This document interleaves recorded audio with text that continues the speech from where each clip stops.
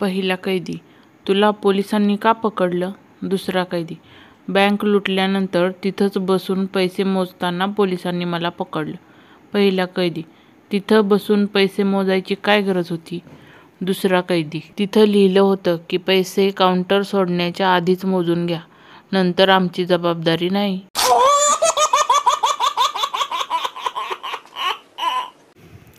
शाळेतील दिवस. मे I come in sir? एक जण विचारत होता आणि त्याच्या पाठीमागे 8-10 जण वर्गात शिरायचे.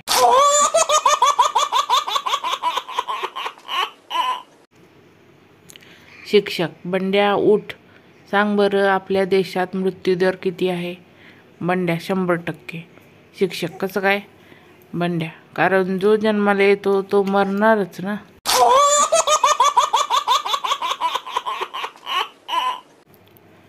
एक लड़का टैटू बनवा रहा था और रो रहा था.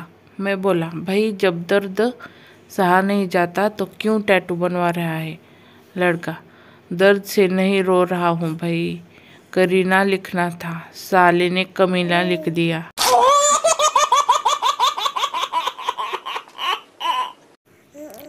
गुरुजी, अशा ठिकाणचे नाव सांगा जिथं खूप लोक असतात पण तरीही तुम्हाला एकटं वाटतं. बंड्या, परीक्षेचा हॉल. गुरुजी कोमात.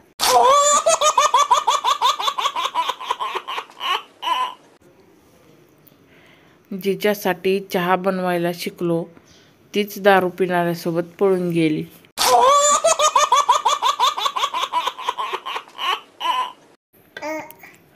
सकाळी चहा घेताना कप हातातून निसटला पण मी तो पडू दिला नाही.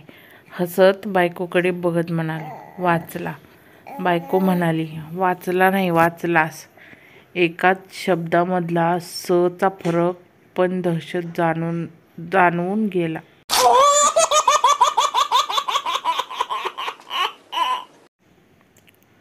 सकाळी उठताना आपल्या अंगावरील ब्लँकेट बायकोच्या अंगावर घालावे. याचे 2 फायदे होतात. एक, तिला बरं वाटतं आणि आपल्याला घडी घालावी लागत नाही.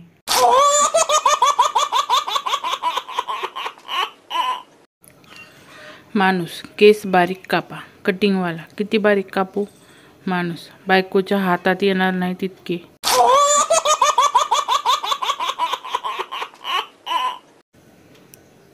ज्या लोकांना आपण निवडतो तेच आपल्याला फसवतात, मग ती बायको असो वा नेता, कारण दोघेही कुणाचेच ऐकत नाही.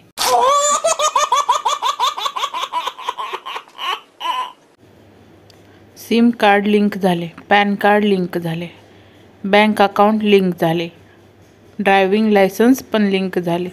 आता फक्त लोकांची लफडीच तेवढी शिल्लक राहिलीत लिंक करायची.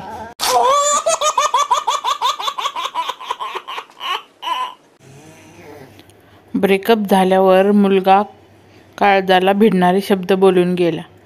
ताई, सारे गिफ्ट परत करून जा, तुझ्या बहिणीला काय देणार?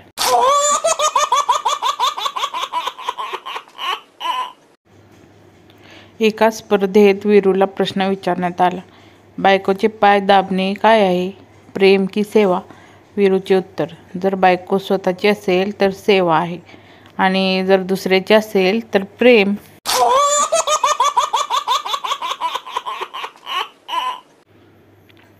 बायको, तुम्ही माझ्यावर किती प्रेम करता? नवरा, अगं जेवढं प्रेम तू माझ्यावर करतेस तेवढंच प्रेम मी पण तुझ्यावर करतो.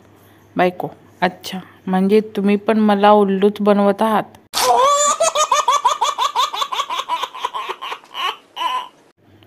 पक्या, तू धरती पे चाहे जहाँ भी रहेगी, तुझे तेरी खुशबू से पहचान लूंगा. चिंगी, आई शपथ, का कुणास ठाऊक सारखी मला शंका यायची की तू कुत्रा आहेस म्हणून.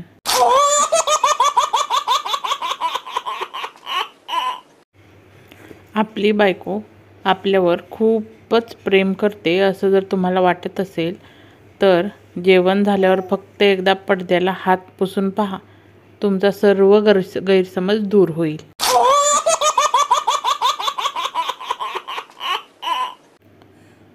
एक मैत्रीण आमचा फोटो पाहून म्हणाली, हा टेडी बिअर किती छान आहे.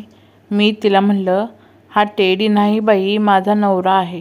वाईन पिऊन पिऊन टेडीसारखा फुगलाय.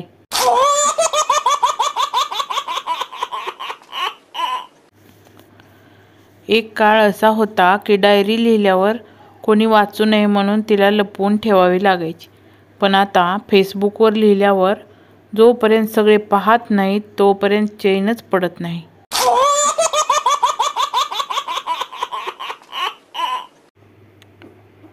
ज्या पुरुषांच्या लग्नाला 20-25 वर्ष झाली आहेत त्यांना कुठल्याही प्रकारचं वॅक्सिन घेण्याची गरज नाही.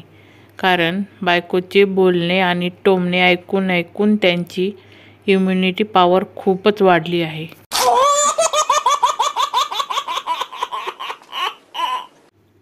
ताईसाहेब, सखू सखू का कुणास ठाऊक मला सारखंच वाटतंय आमचे हे ऑफिसमधल्या दुसऱ्या बाईच्या प्रेमात पडले आहेत. सखू, असं नका बोलू ताईसाहेब, ते मला कधीच धोका देणार नाहीत.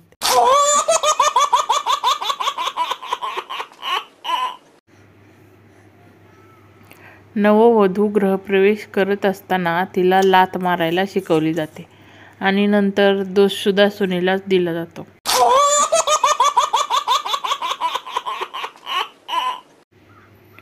बायको, अहो, लग्ना अगोदर तुम्ही मला म्हणायचे की लग्नानंतर आपण अगदी प्रेमानं राहू. तुझ्याशी कधीच भांडण करणार नाही. तुला राणी बनवून ठेवेन. नवरा, अगं मला तेव्हा कुठे माहीत होतं की माझं तुझ्याशीच लग्न होणार आहे म्हणून.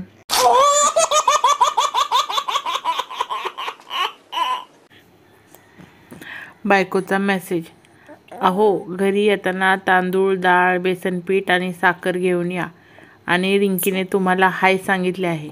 नवऱ्याचा रिप्लाय, रिंकी कोण? बायकोचा रिप्लाय, कोणीही नाही. कन्फर्म करत होते तुम्ही मेसेज वाचलाय की नाही.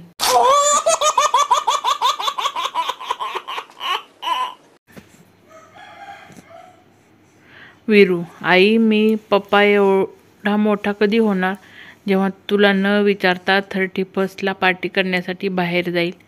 आई, बाळा तुझे पप्पा पण एवढे मोठे नाही झाले जे मला न विचारता 31st पार्टी करण्यासाठी बाहेर जातील.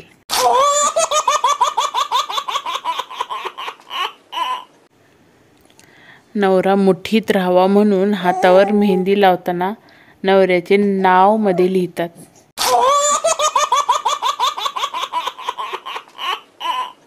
मंडळी, अशाच भन्नाट विनोदासाठी माझ्या या चॅनलला नक्की लाईक करा, सबस्क्राईब करा आणि खूप जणांमध्ये शेअर करा. धन्यवाद.